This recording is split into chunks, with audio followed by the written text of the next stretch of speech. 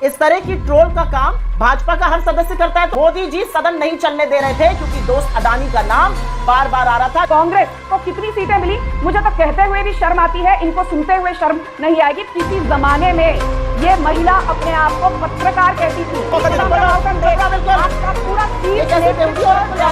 पूरा पॉइंट ये है, शुक्रिया पॉइंट। जी अभी भद्र महिला को कहिए चुप हो जाए। पहले उनसे बीजेपी प्रवक्ता से उलझी, हमसे उलझ रही हैं क्या ये भाई?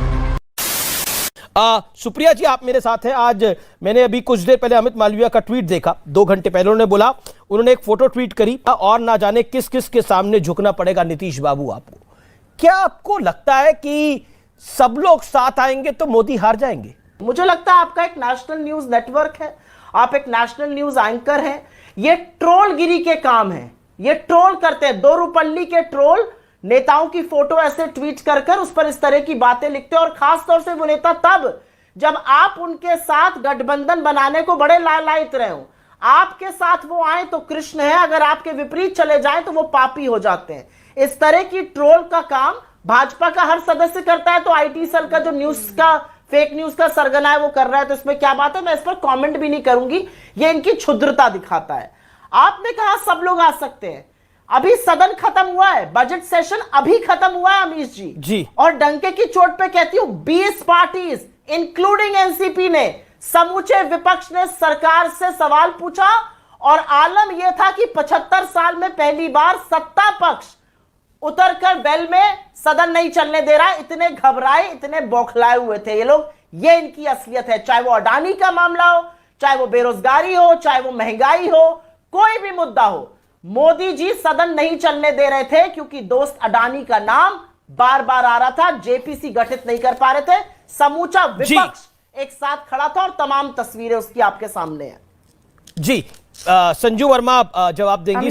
जी संजू वर्मा जी, जो अमित मालविया के बारे में टिप्पणी करी सुप्रिया जी ने, वो भी सोशल मीडिया चेयरमैन हेड है और सुप्रिया जी भी है, तो कि एक ट्रोल की तरह वो काम कर रहे हैं। लेकिन विषय कोई ट्रोल है कि नहीं है वो नहीं है।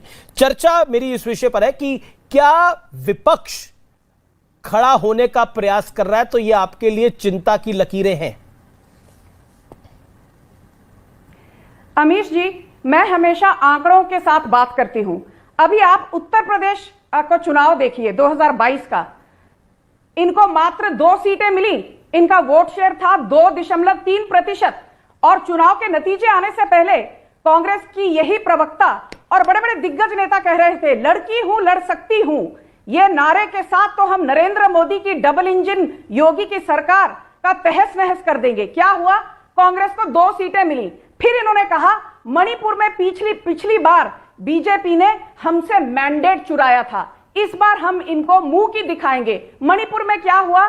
बीजेपी को 32 सीटें मिली, कांग्रेस को कितनी सीटें मिली मुझे तो कहते हुए भी शर्म आती है, इनको सुनते हुए शर्म नहीं आएगी। 5 सीटें मिली। और जहां बात ट्रोल की आती है, सुप्रिया श्रीनेत की टाइमलाइन देखिए। सारे नरेंद्र मोदी के जितने मंत्री हैं उनके टाइमलाइन पर जाकर उनको कहती है आप 2 रुपए के ट्रोल हो, आप चवन्नी के ट्रोल हो, आप चरण चुंबक हो। मुझे तो शर्म आती है कि किसी जमाने में ये महिला अपने आप को पत्रकार कहती थी। ना तो ये अच्छा पत्रकारिता कर पाई जब पत्रकार होने का ढोंग रचती थी, ना आज पर्सनल क्यों होना किसी के लिए प्रवक्ता बन पाए।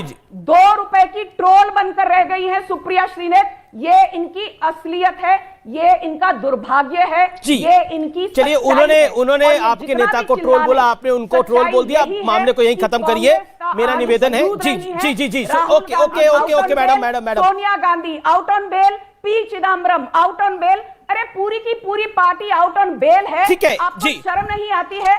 आप भ्रष्टाचार पर एक सेकेंड संजू जी, मेरा निवेदन स्वीकार करना पड़ेगा आपको। जब भी डिबेट में, और मैं आशा करती हूं क्योंकि मैंने सारी अभद्रता शांति से सुनी, इनके अंदर भी कलेजा होगा सुनने का।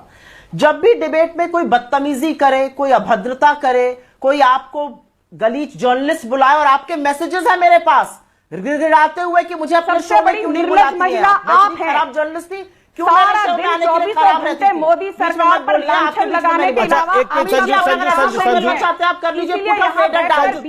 आप उनका फेडर डाउन करिए। जितना वो पर्सनल हुई थी उतना मैं हो नहीं सकती हूँ क्योंकि मैं इतनी गलीच हूं नहीं जितनी ये है। दो सवाल मैं आपके सामने रखती हूं और फिर आप बोल दीजिएगा। आज देश के सामने मुद्दा क्या है?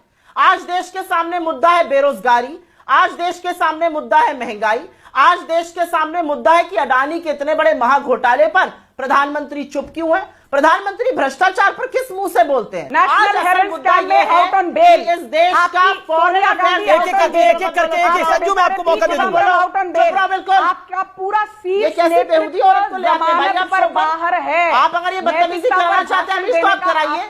You can do the show.